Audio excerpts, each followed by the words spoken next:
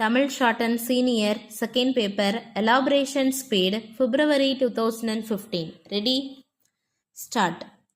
தமிழ்நாடு கனிமவள நிறுவன நிர்வாக இயக்குனர் சென்னை அவர்களால் நிறுவனத்தில் பழுதடைந்த கழிவுகளை எங்கு எப்படி உள்ளதோ அப்படியே என்ற அடிப்படையில் விற்பனை செய்வதற்கு மூடி முத்திரையிடப்பட்ட ஒப்பந்த புள்ளிகள் வரவேற்கப்படுகின்றன.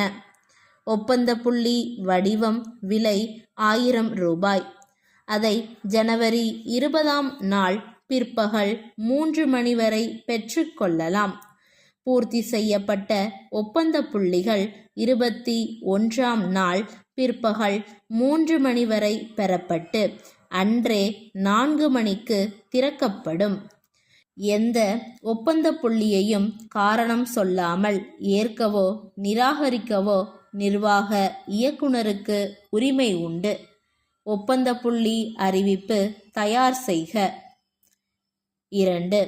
ஸ்ரீமதி சுந்தரவள்ளி நினைவு பள்ளிக்கு பெண் நீச்சல் பயிற்சியாளர் தேவை. மாத ஊதியம் 12,000 ரூபாய். தகுதி, முன் அனுபவம் மற்றும் திறமையின் அடிப்படையில் கூடுதல் ஊதியம் வழங்கப்படும். வைப்பு நிதி, பணிக்கொடை, தொழிலாளர் ஈட்டுறுதி காப்பீடு மற்றும் இதர வசதிகள் உண்டு. உரிய சான்றிதழ்களுடன் ஸ்ரீமதி சுந்தரவள்ளி நினைவு பள்ளி, நாகப்பா நகர், குரோம்பேட்டை, சென்னை என்ற முகவரியில் நேரடியாக அணுகவும்.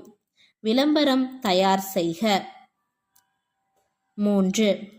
தக்காளி மொத்த வியாபாரி ஒருவர் மினி லாரியில் தக்காளி மூட்டை ஏற்றிக்கொண்டு ஒசூரிலிருந்து பொள்ளாச்சி புறப்பட்டார். நேற்று காலை 7 மணியளவில் கோவை பொள்ளாச்சி சாலையில் சென்றபோது பின்னால் வந்த தனியார் பேருந்து லாரியை முந்த முயன்றது.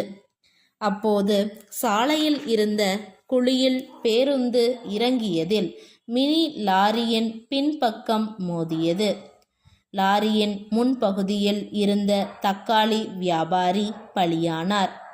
ஓட்டுநர் படுகாயம் அடைந்தார்.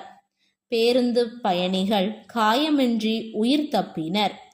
அக்கம் பக்கத்தினர் லாரி ஓட்டுநரை மீட்டு கோவை தனியார் மருத்துவமனைக்கு அனுப்பி வைத்தனர். விபத்து குறித்து காவல்துறையினர் விசாரணை செய்து வருகின்றனர். விபத்தை நேரில் பார்த்ததாக அறிக்கை தயாரிக்க. 4. கொரட்டூர் பழைய அஞ்சல் அலுவலக தெருவில் வழித்தோடும் கழிவு நீரால் பேருந்து மற்றும் ரயில் நிலையம் செல்லும் மக்கள் கடும் அவதிப்படுகின்றனர்.